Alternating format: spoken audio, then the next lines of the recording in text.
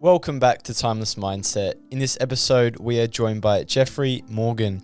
He's a lifestyle and mindset coach and has done incredible work with people, businesses, governments, communities, and so many more. His story is nothing short of incredible. A tough upbringing surrounded by crime and substance abuse, which led him to spending 20 years in and out of prison. His life has transformed, and he has transformed the lives of many. Expect to learn about why we need to change the way we look at criminals, how to start taking ownership of your life, how pain should be used to transform us, why he is proud of his younger self, and so much more. We all go through things in life. Jeffrey certainly has, and yet he has turned that into his purpose and power. There's something for us all in this episode, so let's begin. Everyone has gone through something. I think that you can actually do anything you set your mind to. If someone were to ask you who you are and what you stand for, you should be able to answer that question. You got to be grateful for where you're at. I don't really want to have all these cuddles. This is your role. Step up.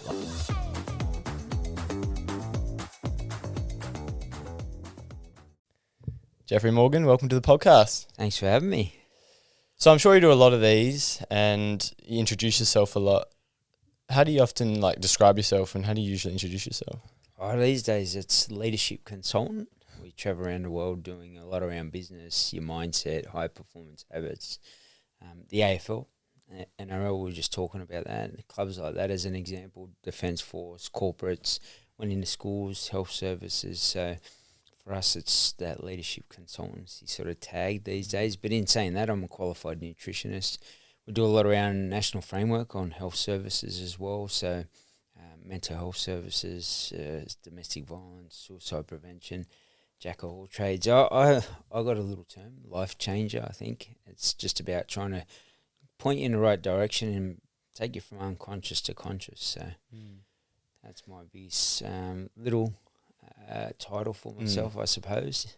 I always find titles quite interesting. Sometimes we get over-attached to them, the Absolutely. egoic nature of it, and then it prevents us from looking within. Especially, I see it a lot with, people who get famous quite early, and then they build this identity, and it crumbles upon them usually. I love that. And I say to people, don't label yourself. So for me, if there's a title, there's a title. But in general, it's just about how do you better yourself as a human being. And for me, it was all about identity building through that whole process. A lot of the times we don't even know who we are. And people are like, what are you talking about? I know who I am. I'm Jeffrey Morgan or whatever it may be from a particular suburb.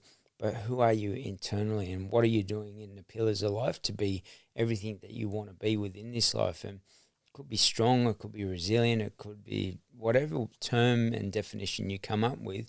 But are you actually truly living the greatest life of what you dream of, your ideal or perfect life? If you want to put it, I wouldn't say perfect life, but just ideal life. And if not, what could you do to be more geared towards that than the title that you give yourself? I interviewed this very spiritual guy, and he was a hypnotherapist, and I asked him the same question like I asked some people, and he said, I'm a curious, naive monkey roaming the I love it. which I found interesting. I've changed. I think I've changed my, you could be the nutritionist as a qualification, but for me, just to be able to change and save and empower somebody's life through the strength that I build into myself, that's more what I'd love to be known for and remembered for, after I leave, the legacy I leave behind from the knowledge I've acquired in my field of expertise, pass that on to the world and leave it a better place than I came into when I came into this world. So that's, and whatever title people then give me, by all means, that's on them. I just want to live life to the absolute fullest. What's the definition of that? Adventurer, I don't know, nomad, whatever term you want to give yourself. But for me, so many people, I've seen it many a times, especially if it comes to a diagnosis around PTSD or ADHD, they'll just live and breathe every bit of that. And once you tell yourself something, you become all of that.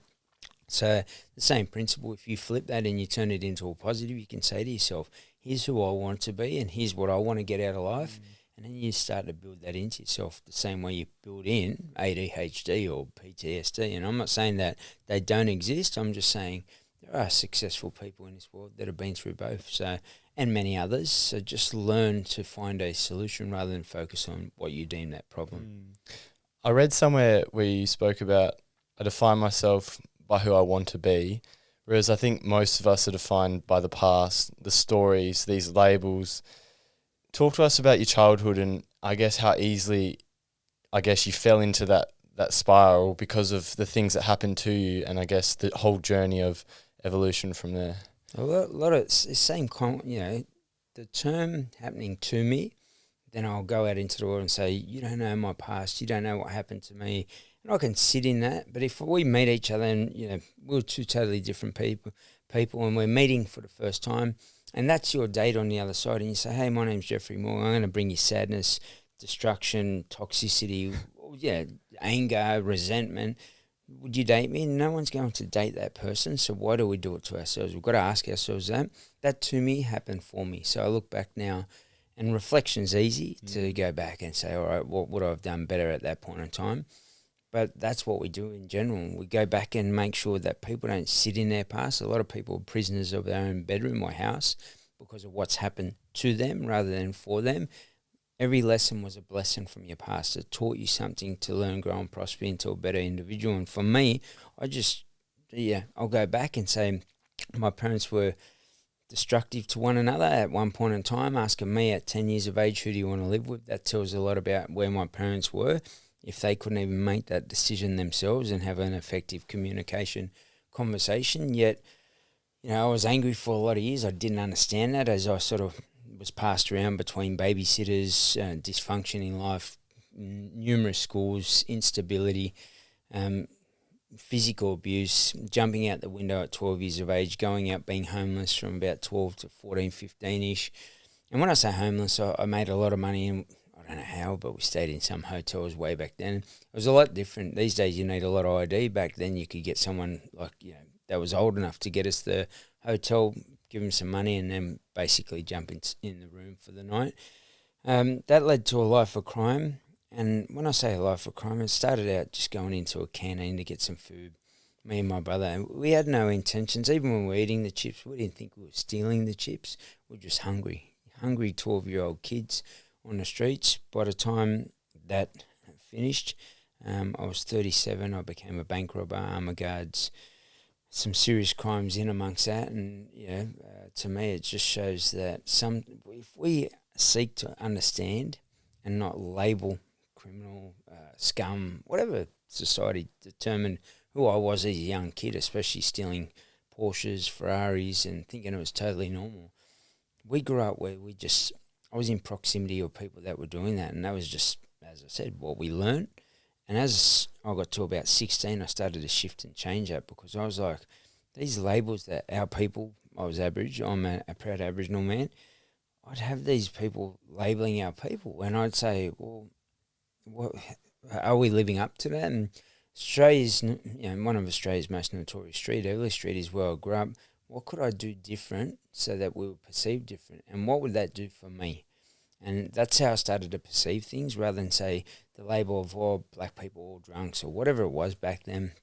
They're all trouble, they're all going to get locked up. I started to say I want more out of this, and started to shift and change. And I said I'm going to define who I am, not somebody else, based on a label of somebody else's actions, including my own. So what could I do better? And at 16, I started to shift and change. By 37, I was out of that life.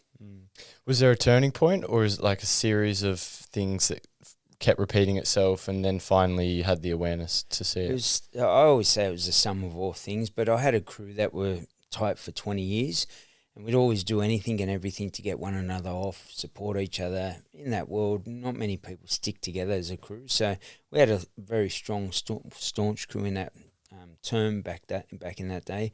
And for me, come 2003, we get locked up in Melbourne for a bank robbery down there. Need you to come to trial.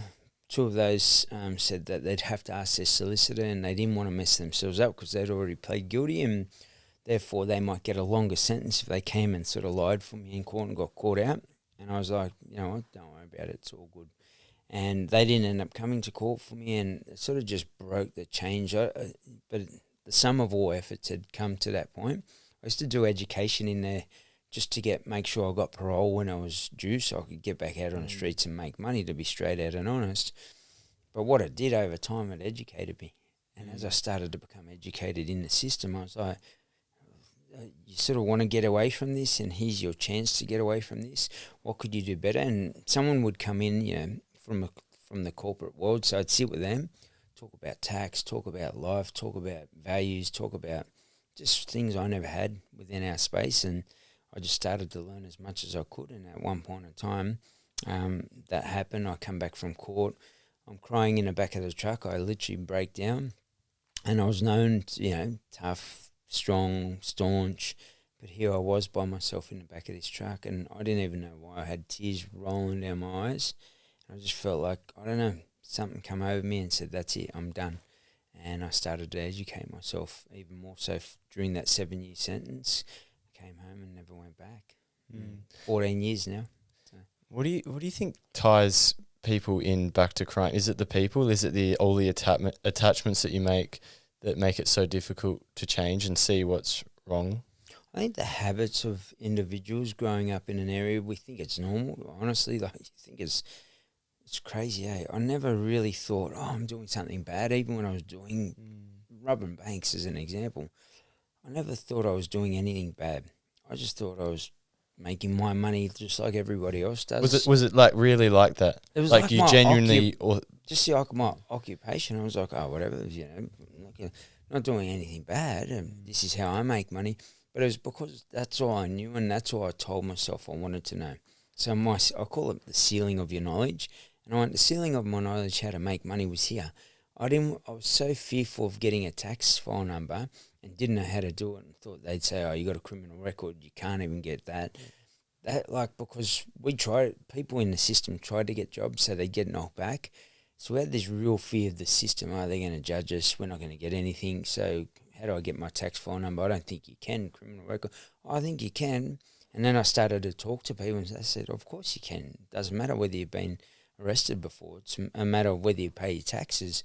So once I started to understand that, I sort of dropped the walls. But even then, going into a government building where everything we associated the government with was the police or something, a court system or something of that nature, so or jail. So to me, it was such a daunting thing. Think of yourself maybe as a young kid going for your L's, or it's a daunting process. For us, the same thing, but times 1,000, where we think we're not good enough, we're scum, we've already labelled ourselves internally without even talking about it, and we just think that we don't fit into society, and therefore I'm just going to stay in what I know and what is comfortable. And I sort of realise that human beings are the same, right? They just sit in comfort, and they know this, so I'm just going to do that.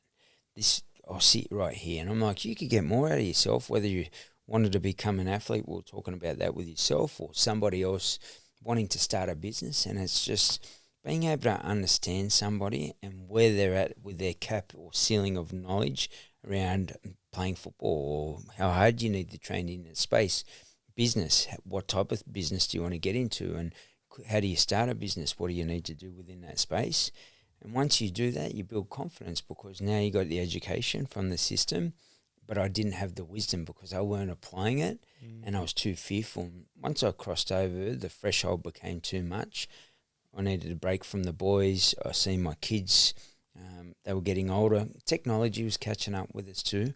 Cameras were coming out. So I was very conscious. I was thinking everyone was coming in, and they'd have these little bugs that they put in the car, including cameras.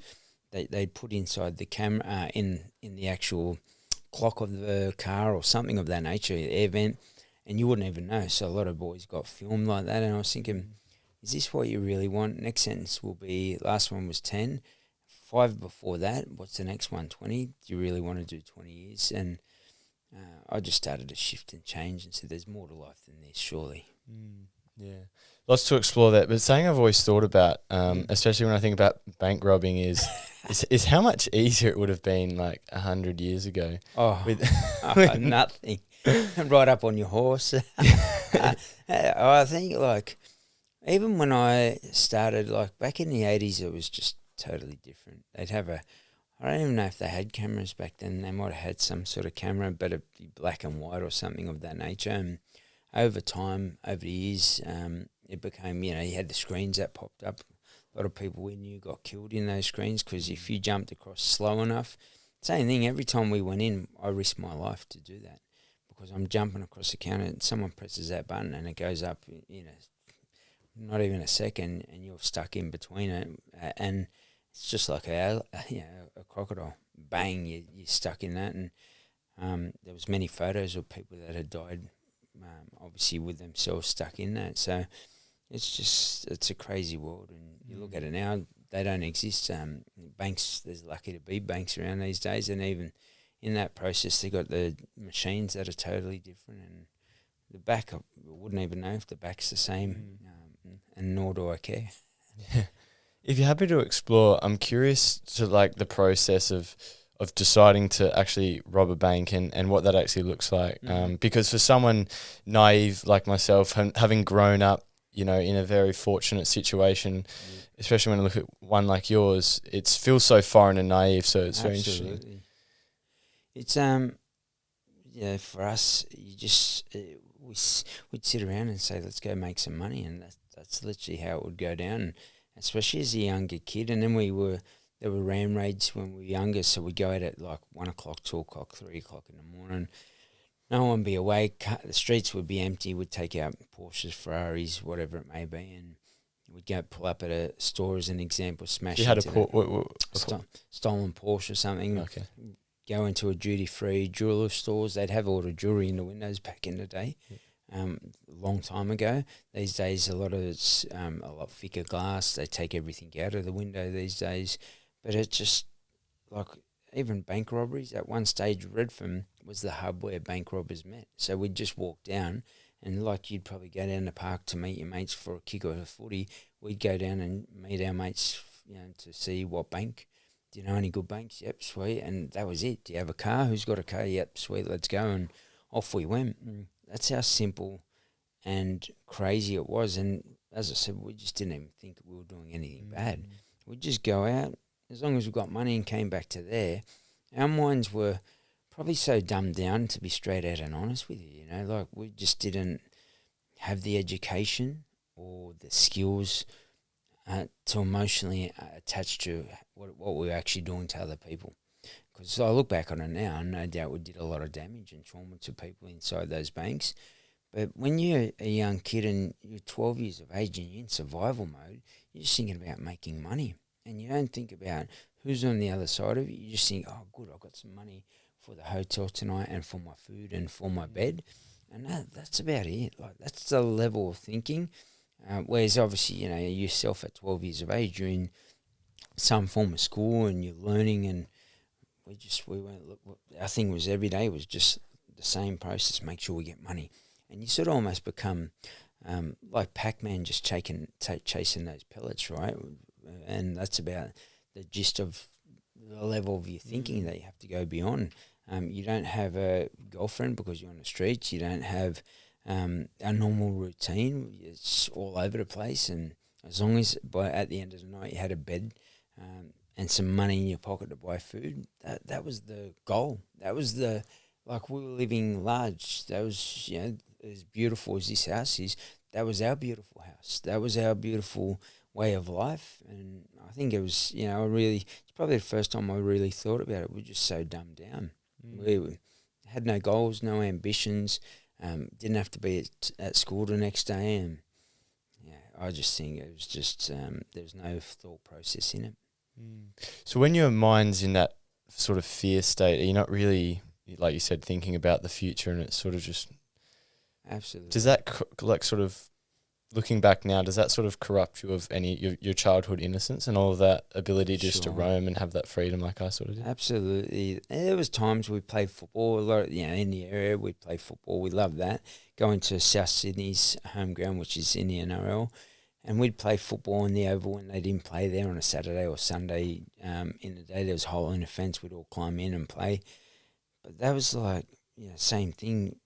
That's about as far as it went. Toys, I was thinking about all this stuff the other day, toys, holidays with your parents, camping with your parents. We just none of us got it, and that's the reality. And if you did get a toy, it wouldn't last long because someone would probably steal it, because we didn't have the money in the area. And it's just the innocence of growing up as a kid and playing on the swings. The happiest times of my childhood was when I was actually at school and we were playing in the playground rather than the education. And I think that was the biggest thing, trying to, obviously being abandoned in our own eyes from my own parents, to be able to feel that I was loved by somebody or I was actually in a happier moment, was a great thing. And it was very rare. It was only when we were at school, and outside of that, it was violence and seeing crime and seeing drugs and seeing alcohol and people dancing and singing and music going all night. It was just, it was mayhem.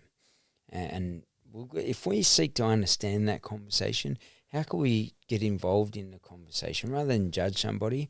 For me now, I look back on it, even someone that's on hard drugs now, I seek to understand, how did you get here? Well, like, that's a question I ask them. They're like, oh, what happened? Usually they've been abused themselves, and that's their way of managing it. And the craziest thing is, then we'll lock them up. And I was the same. When you lock me up, I had a bed, I had a roof, I had stability, I had structure, I had discipline.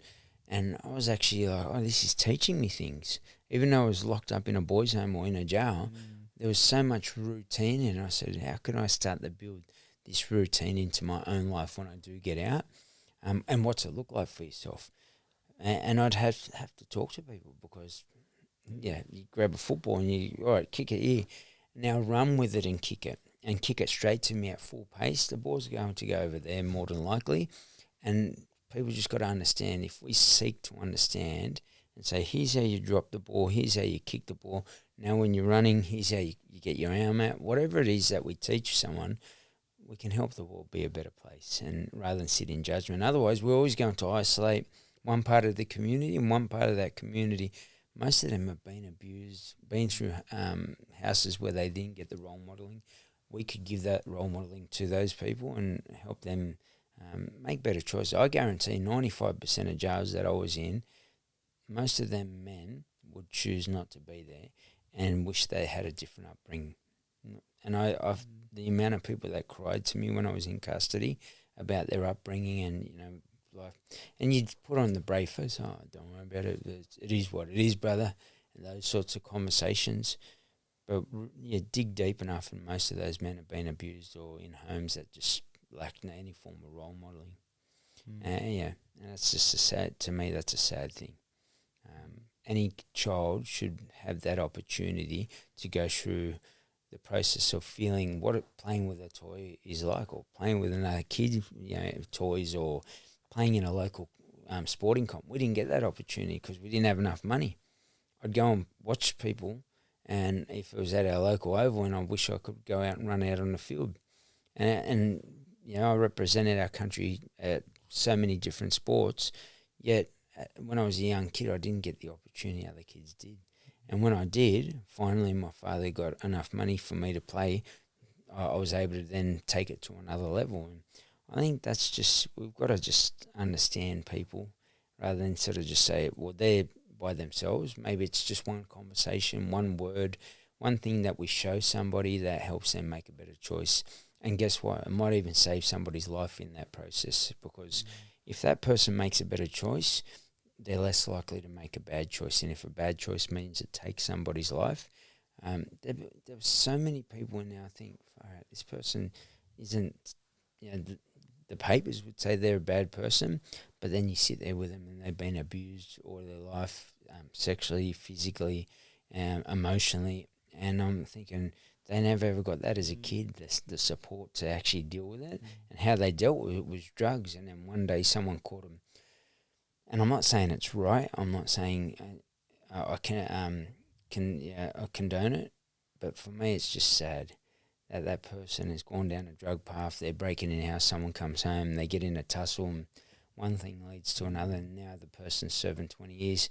Both people didn't need to lose their lives in that process.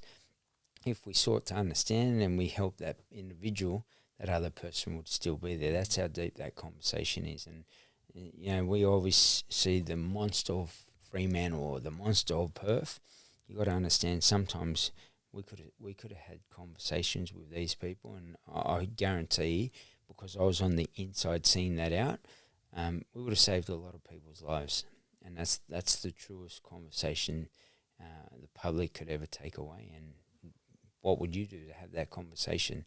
Get involved and try and role model people that never had the role modeling. Sit with someone and help them deal with the abuse that they had, and show them that there's different ways out of that, whether it's through fitness, whether it's through your thoughts or how you deal with yourself emotionally, the foods that you eat, the people you surround yourself with, boundaries, values, morals, and the world will be a better place. Who wouldn't want that? Where do we draw the line with compassion and then protecting ourselves? And because Great question. hurt people, right? Yeah, absolutely. But how do we give people a space, but then also protect our inner peace at the same time? Absolutely. I think more when they're younger, especially if we had farms where they went out and they had role models on those farms, and they got up, they milked the cows, they did stuff of that nature, rather than taking them into a system with wars that are grey and black. And these days they got razor wire at these juvenile justice centres. You've already been through abuse, now you're going through some more trauma, because I'll tell you, no matter how tough you are as a kid, that's traumatic. And what if we put them into a farm, give them the opportunity to actually see something differently? And if these kids are reoffending, they're going to serve. By the time I finished my 3 years snatching money off bank counters, I did my year 10 in custody, and it started to shift and change me. And I started to think about, hey, I want more out of life. If these people are doing well in life, what's it look like? And Miss March, my teacher in juvenile justice, big shout out. I don't even know if she's alive. She was older then, so if she's still alive, big shout out to her. But that changed my life, to be able to have someone just understand you and say, all right, let's work at your level and work through that. Finish year 10 in there, and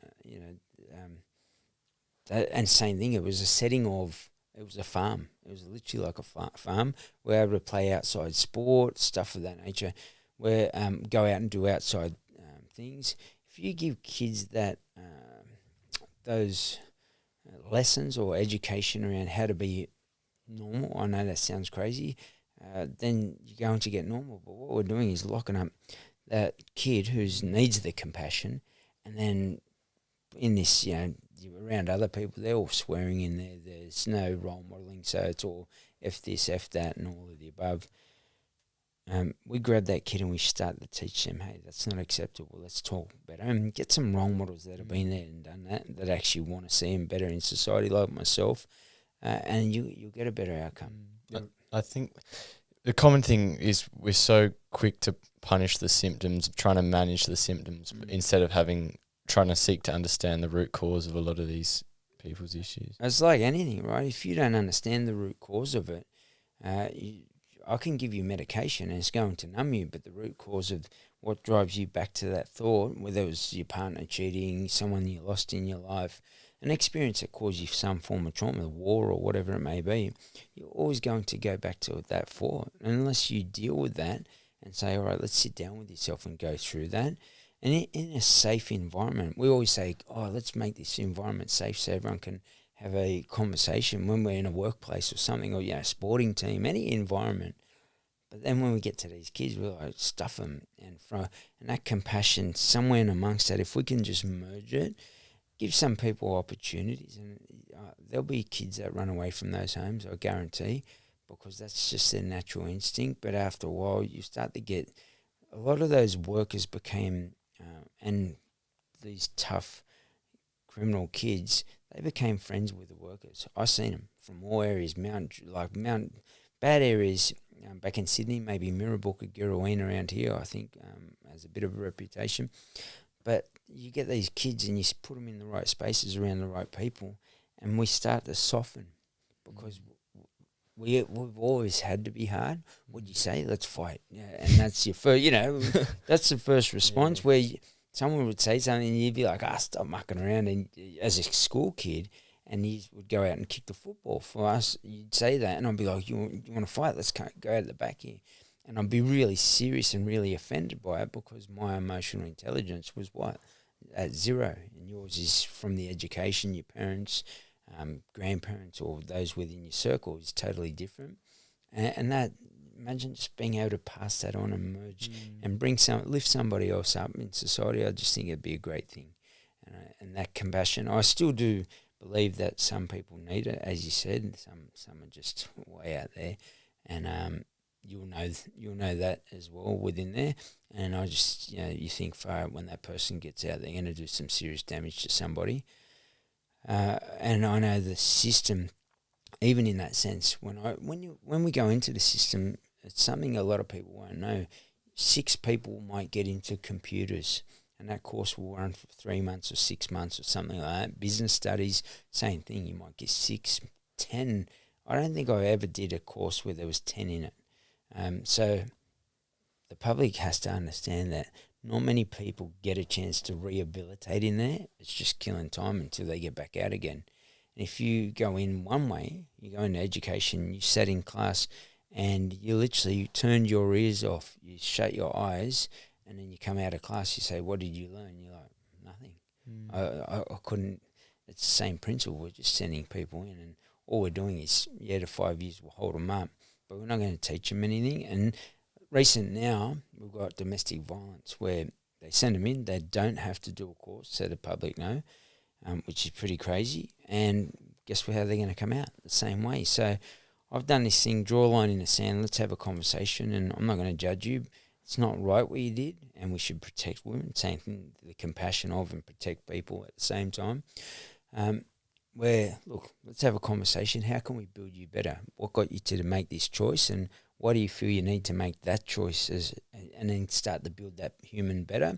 Because the reality is, if we don't do it, they move from Subiaco to North Scarborough, and they meet another girl, and this time it's even worse, and it ends up someone's family's damaged by it in one way, shape or form, and someone might not even be on this planet. So what's it worth for me to have a conversation with that male and say, how can we make a strong choice? And a strong choice isn't physical or violent. It is sitting down and being respectful and effective in the conversation with the other person on the other side. And that's just not going to happen if we don't rewire how we think about locking them up and throwing away the key. Why are we so quick to hate and judge these people in society? It's often the people in quite privileged positions who is it just from a lack of empathy because they purely don't understand what they've gone through? You probably summed it up in the end. They just don't understand because it's too different. It's like you're speaking a foreign language. Imagine we go to China for the first time and you say, all right, can you order for me? That's what it was like when I went to Europe last month. There you go. And you'd be like, you're trying to talk to them, right? It's the same principle. We just got to really seek to understand. And vice versa. We didn't understand normal life, and normal life doesn't understand that life. But if normal life was to go and sit in a home of somebody struggling for 5 minutes, you go, I can't believe this house. Like, even there's stuff everywhere. And when I say stuff, I'm talking rubbish. I'm talking cockroaches. I'm talking maybe rats sometimes. I'm talking drugs, like clearly in the sight of the children that are in the house. And then they're swearing around, hey, you effing kids, get away from there. Oh, sorry, my kids are stupid little C's. And I'm like, what the? So then we're saying make a better choice. This person's not equipped. We bought a Kia and we want it to go like a Ferrari. It's not going to happen. And until we understand that, and vice versa, I used to say, stuff the rich, right? Because we didn't understand it either. Now I'm like, we should all be rich because in the end, we all deserve that.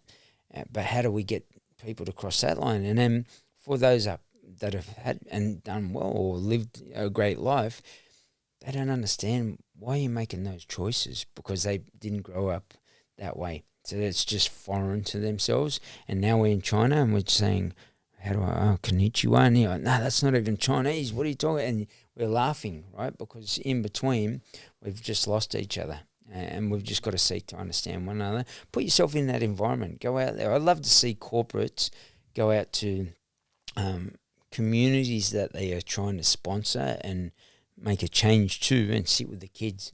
Go walk through the houses and be blown away and say, all right, what we're going to do is fix these houses. And I know but if you're going to sponsor them, fix these houses and role model you into better choices in life. What's that look like for yourself? Not swearing. What is respect to you? What are your morals? Oh, what's that? You'd ask someone in that neighbourhood and they'd say, what does that even mean? And I'm like, now you want them to make a good choice. It's not rocket science. That's the easiest way to put it. We just got to really sit down and say to ourselves, you know what, we can do better.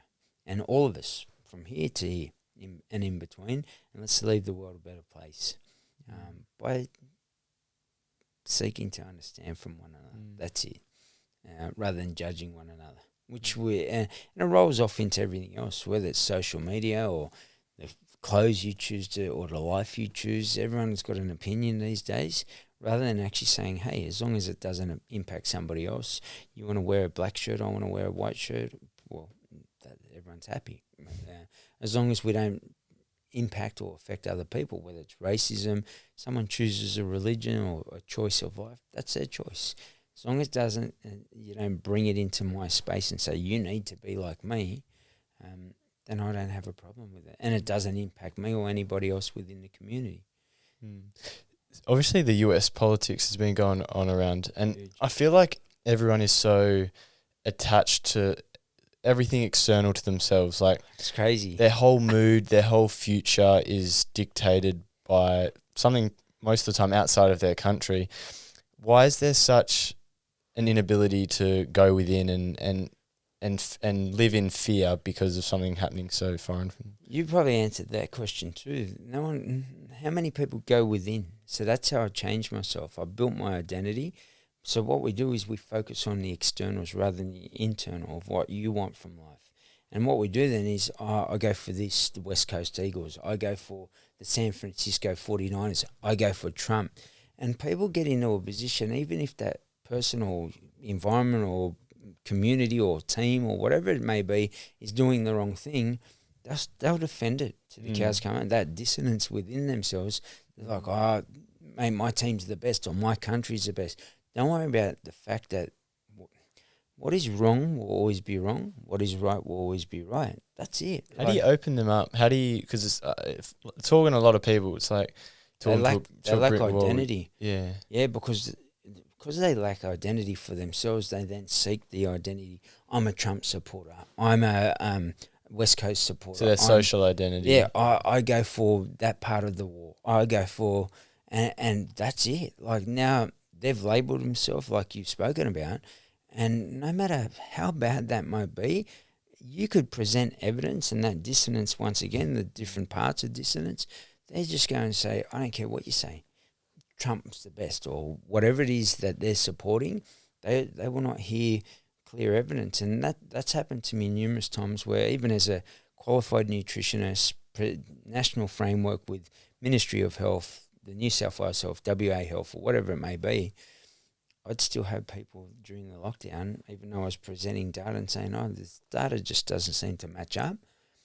Just be conscious of it. And that's all I was presenting in a way that was, from the CDC, WHO, Lancet, peer-reviewed studies, Cochrane reviews, and people would still come at me and go, oh, are you one of those? And I'm like, why do you think I'm one of those?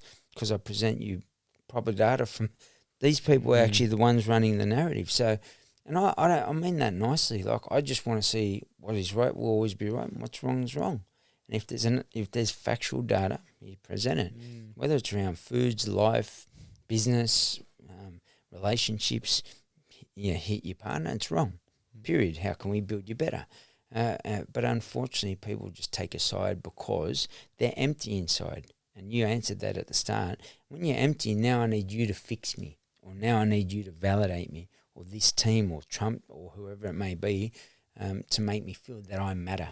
And I'll post that Trump's the best. No, come on. And everyone's just arguing about somebody that It's not even our country. Because having a hard conversation requires you to be vulnerable instead of sitting on the sidelines. 100. Who's going to? Not many people do that. I sit here. We sit across from each other. We're on a date, and I say, "Tell me about your bad side." And you're like, "Oh, I don't have a bad side." Have you ever been in it? Yeah. Have you ever been through? No, not me. We've all been through something. We've all been. There's been times that we've been hurt. People, whether it's hurt, trauma, stress, heartache, pain, suffering. We've all been through something. We've all got a story, and we've got to understand that. Try to just understand people better, and it's most importantly build yourself better. I always say, focus on you. You always hear this: fill your cup before you fill everybody else's cup. Everyone's quick to say that, but I say, all right, tell me the next steps on that. And they're like, I don't know. Like I say, there's pillars of life. Let's say your health, your wealth, your happiness, financially, finances, relationships, quality of life. What are you doing about each of those? And they're like, oh, no, not much. Are you going to the gym? No. Are you thinking well? No. Are you sleeping? Do you know how long you should sleep per night? Oh, I'm not sure. People are just so unsure. So now Trump comes along. He's who's going to make me feel good. And they'll go hammer and tong. People attach them so much that they'll put up a Trump flag in Australia. It just blows my mind. Rather than put up your own flag for yourself every single day and say, oh, I'm not built well. And that's what I did, and that's what I learned on a relationship level. So I had no values, morals and beliefs and respect. Do you reckon I was going to be loyal to my partner? No chance. Working, ethics, being noble and going to work. Do you reckon if I didn't have a role model to teach me that, my work, I thought I was a great worker. I went and made lots of money, and I was a very hard worker at what I did. But I had to then look at it and say, wait a sec, what I tell myself and what's really happening isn't matching up. People just aren't that vulnerable with themselves, because I don't want to tell you my ugly side. I don't want to tell you that I cheated. I don't want to tell you that I was a bad father who left my kids posted while I was in jail for 15 years. I don't want to tell you that I did damage to people in those bank robberies. So I'm going to say I'm a nutritionist and I help change and empower lives, rather than just take ownership. And I think that's the greatest thing we can do, build ourselves strong. And I don't, I'm always sitting in bliss, and that's it. If someone dies in my family, I'm so well built that I'll see it as, I'm blessed to still be alive, and I better cherish every single breath today, because I've lost my brother this year as an example, through lung cancer. I'm blessed to have good working lungs, and I'm going to cherish every breath and make sure that I live for him as much as I possibly can, and not only for him but for me. And when you do that and make it about, most people don't want to make it about themselves either. I don't want to be selfish, or I'm going to help you, and I'll help Mary over there and Joe Blogs there. Just focus on yourself. And if we all imagine if the world built themselves strong individually, we'd go out to the world, and I wouldn't have to be validated by you, or not fit in there, or not be a part of society. I'd be just a great person, a human being, with love, kindness, empathy and respect towards other human beings, doing what I'd like to do with my life. Maybe I want to travel the world, maybe I want to work. You get to choose your own adventure, but most don't. The adventure becomes somebody else's life, which is that external. Well, I always think self-improvement's the least selfish thing you can do.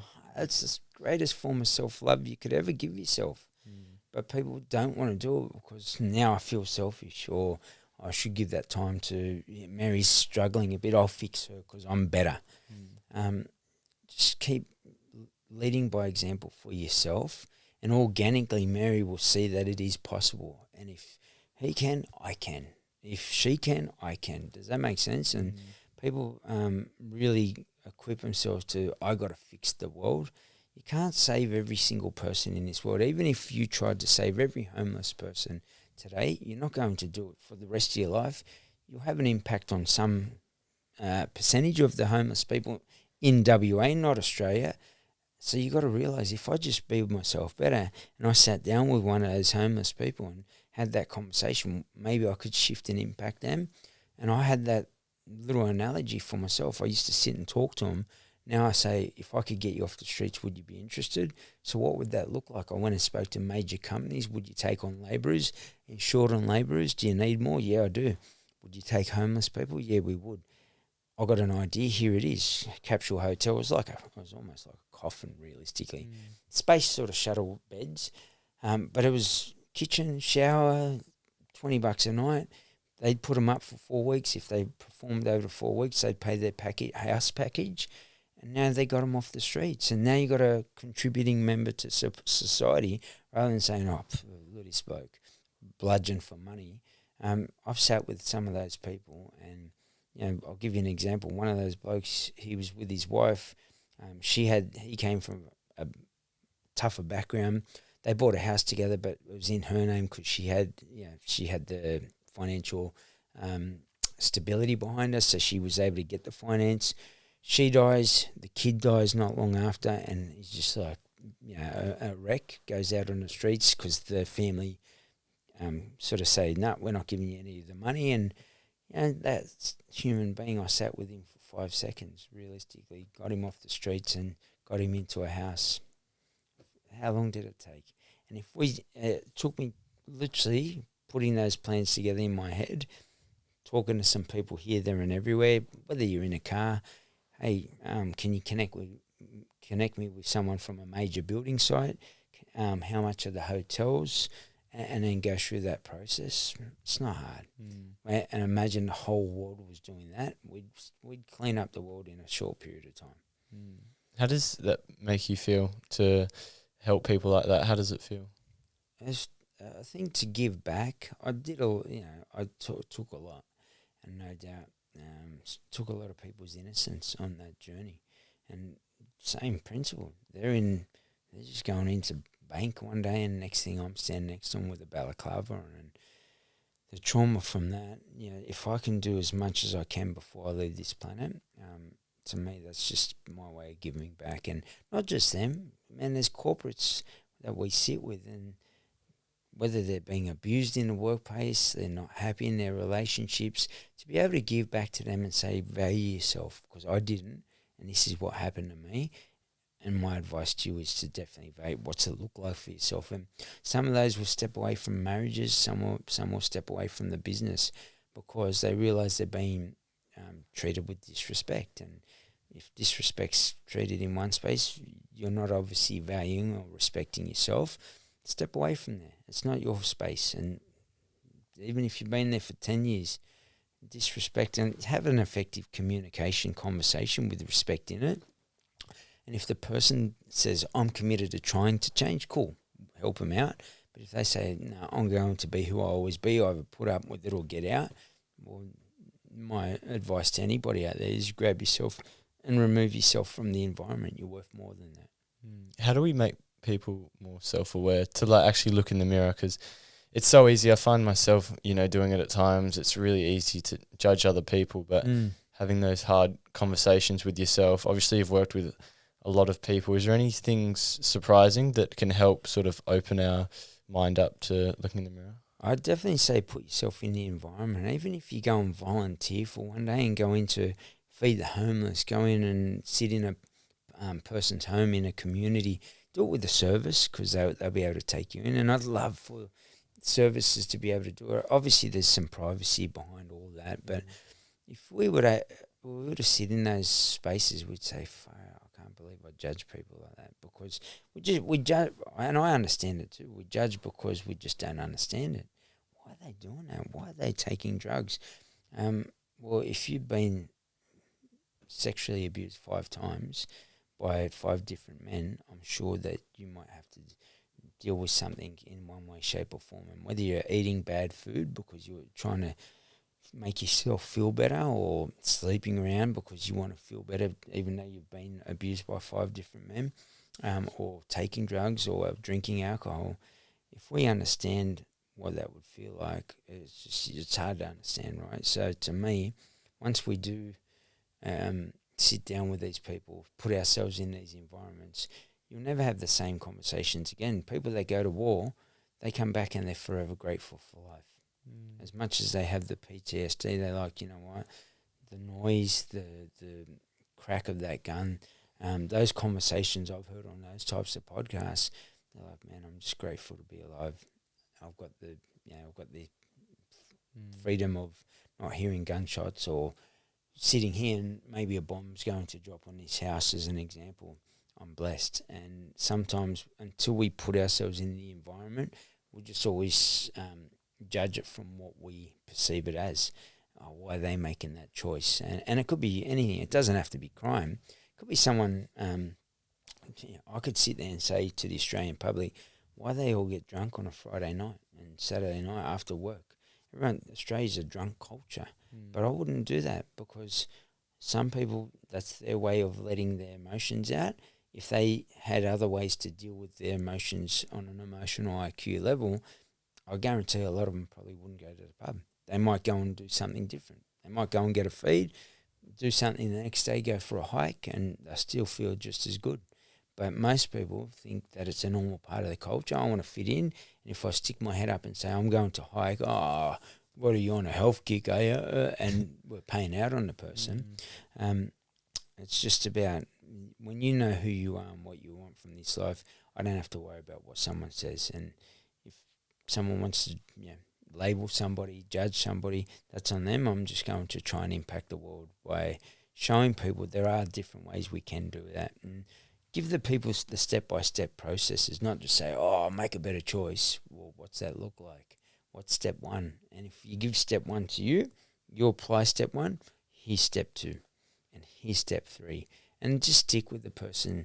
We all try and lose weight on Jan 1st, and it fails after Jan 7th.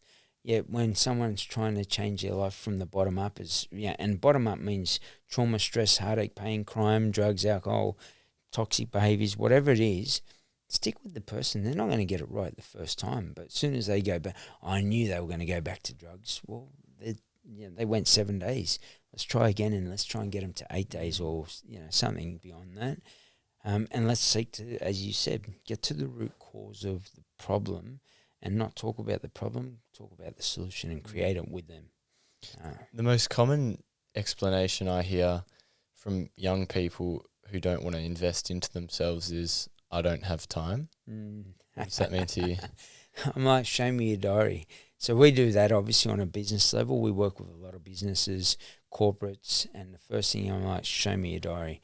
And then we split that up into segments, like quality of life, MT, me time, FFT, family and friend time, PD, BD, personal development, business development, and whether they're in a career or they've got their own business, what are you doing to actually develop yourself? Remember that internal. And once you do that, you can sit back and you can, you start to feel strong within yourself. Those that say they don't have time, have a look at your schedule. Show me your diary, and then make sure that it's implemented where you're developing yourself internally so that the external becomes the life you want, which means now you're traveling to different locations of the world, you're living in a place you want to live, you're driving the car, wearing the clothes. Some people don't care and they want to wear $5 clothes. Some people want to wear $5,000 clothes. I'm not here to judge anybody. You do you, but you've got to work on that internal. And saying you don't have time, I guarantee anyone that gets cancer has time to go to the appointment to make sure they get the treatment. You've got to make your purpose around your why and vision to life so strong that you will not miss the appointment. So gym session can take you away from heart disease, diabetes, cancers. That's your why. Like, who wouldn't want to step away from that? Go and see, same thing, put yourself in an environment. I wouldn't say I was lucky.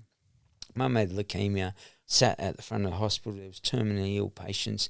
I spoke to them, and all patients that had cancer, diabetes, and I learned so much. I was like, there's no way I want that. Dialysis, go in and sit on a drip for periods of time. I was like, there's no way I want that. What do I need to make sure I step away from that? So go to a hospital, sit there, or walk through a terminally ill hospital and have a look at people that made those choices to not love themselves because I didn't have time. Well, you have time for what's important to you. You just got to make it important and know your why. Will it send me to my grave early?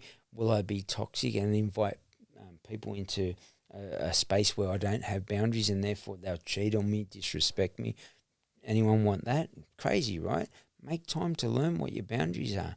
Because if you don't, you're going to invite a partner in that disrespects you, maybe even becomes violent in that space.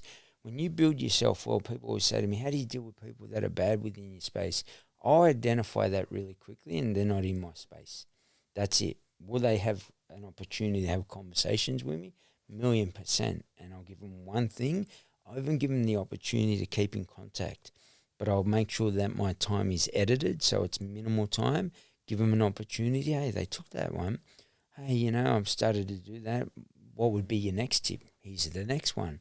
And if they disrespect it, why would I give them my time again? And when they're ready, I say go back to step one and try it again. See how you go. And if they can master that, here's step two, and take them through that process. And imagine the web that would connect, where step one, from me, step two from you, step three from somebody else to this individual who's built wrong. We can make the world a better place really quickly. Wouldn't take long. That's why I feel like all those experiences are so valuable, because it's easier to identify what you don't want rather than what you do want. And so when people have had hard experiences, being surrounded by the things you've gone through, it's easy eventually to realize, I don't want to be around that. Or you see sick people, you say, I don't want that. I mean, I look at obese people and I say, I don't want to have that. You know what I mean? I don't. And awesome. And it's just easier to start from that place of not wanting to, and then transitioning towards that place of love. But a lot of that activation energy often, comes from a place of fear, I've found, in the space of change. Sometimes reactive as well, we're very reactive. So, now I've got cancer, so now I better get some treatment and exercise and eat better. Sometimes you just don't get that second heart disease. You don't get a second chance, man. I had a lady who had 7 kids drop dead next to me. And I didn't know she had 7 kids at the time, but collapsed. Hey, how are you, love? Good, you? Bang. And that fell off the seat. And I was like, oh, you right, love? And just pale, literally pale from the get-go. And to me, I look back at that and then find out she's got 7 kids. It was choices, man. She was carrying a solid 150 kilos extra of weight. And I don't know if that was genetics, but in general, say that was from choices. To me, that's just a sad thing, because what I can guarantee, if I went to a kids, they're all going to be the same. And if we can understand people, why did you get there? How did you get there? And it's a lack of budget sometimes. It's a lack of education. I don't know what foods are actually good. And having those conversations with each other, you'll get to a position where we can make this place, this place we call Earth, just a beautiful place, man. Because we're past. You gotta find your why about everything. Don't be proactive. Don't be reactive. Be proactive around this combo. What do you want from your wealth? And when I say wealth, I'm not just talking about money. I'm talking about your brain, your thoughts, your boundaries, your respect. That's wealth to me. The abundance of what we've already got on planet Earth, and then the rest is a bonus. What about financial wealth? When you get money, what are you going to do with it? I'll give you $1 million. What would you do with it? Most people would just go, I'll buy a Ferrari and a house. And I'm like, all right, cool. So how much will that make you? Is there cash flow coming in? Do you know how to use that money? 2 weeks later, they're asking me for petrol money because they've spent all the money because they didn't know how to invest it, right? So how can we build wealth strong, health strong, respect within relationships, family, friends, and people just don't do it until they need to do it. Oh, you disrespected me. And we'll fight first, and then at a family, Christmas is coming up. Oh, let's sort it out because we've got this barbecue this Christmas and we'll work it out. What a way of living life, just all reactive. And most of society's like that because we don't have substance within ourselves. We just go through the program of life and we go, all right, I've got to get an education. But what do you want to do with your life? Where do you want to travel to? Who do you want to do it with? You want to have a partner? You want to be single and sleep with 1 million partners? You want to have 10 kids, 1 kid, live on top of a mountain by the ocean? What is it that you want? Define it and live that every single day towards the greatest version of yourself. We always hear that, greatest version of yourself. And I say, all right, so tell me what you're doing about the greatest version of yourself.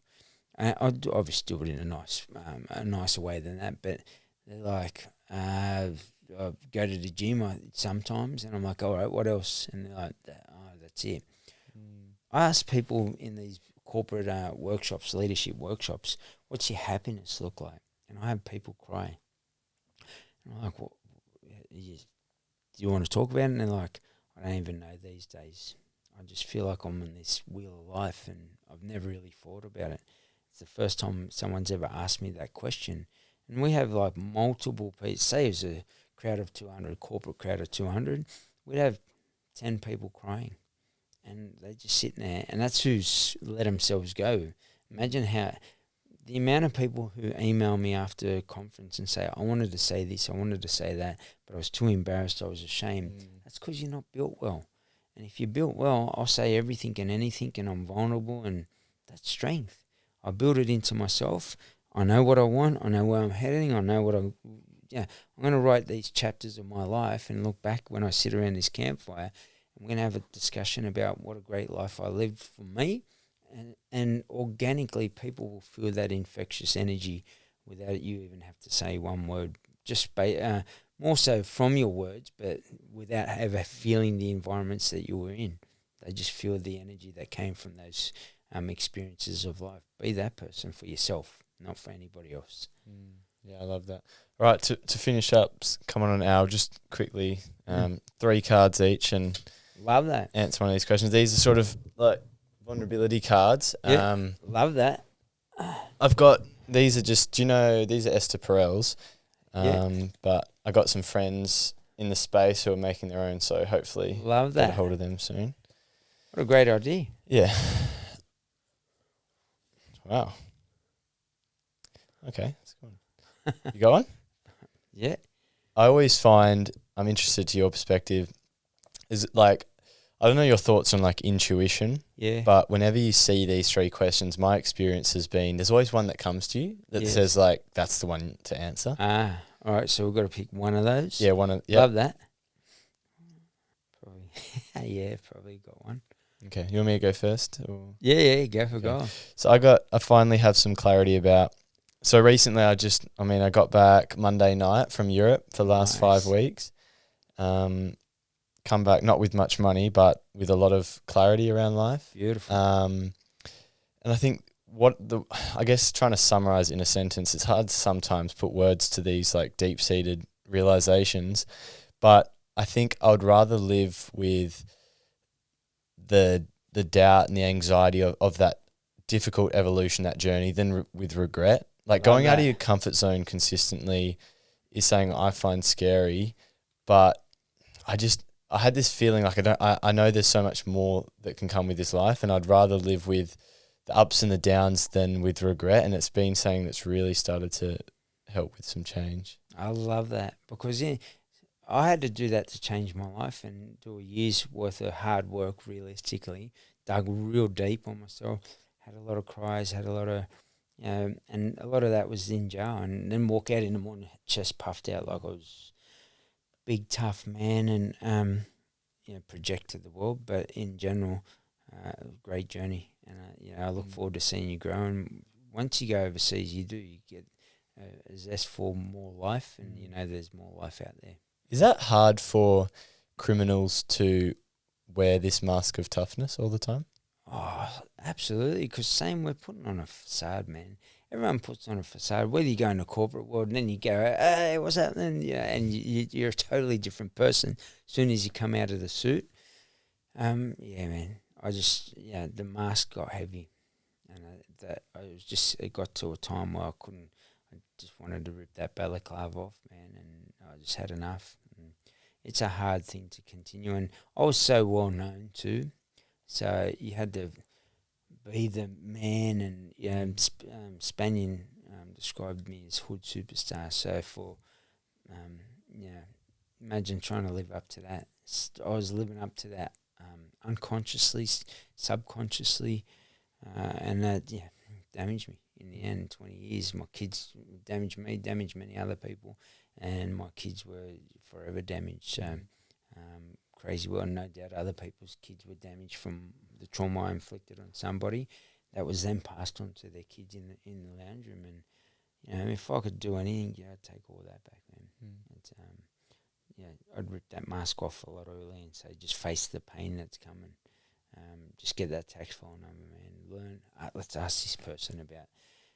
Just get biggest thing out of that. Get past the embarrassment. Get past the shame, because you're going to have to do it at some point, and you might as well just rip the Band-Aid off and say, all right, yeah, you might feel it, but realistically, those that were on the other side who were helping me, they never ever saw it as they were like, I'm proud of you. And I was like, all right, you're proud of me? And I was embarrassed, I'm ashamed, and your head would go down and say, mate, you can call me anytime. If you want to shift and change out of that world to this world, I'll stand beside you any day. That was people that were living a normal life, you know. My uncles, aunties, who were being judged as part of the Aboriginal community, they were working their butts off and trying to set a great example. And yeah, he's a professor at a university now. So to me, like, here we were just doing the total opposite. And if I could do anything, I'd definitely go back and shift that. Yeah, get that out of myself. Yeah, anything? They're all good. They're all. It's all right. They're all. Oh, man, the memory I wish I could erase. I'm surprised I'm still alive after. You could use order. I had one.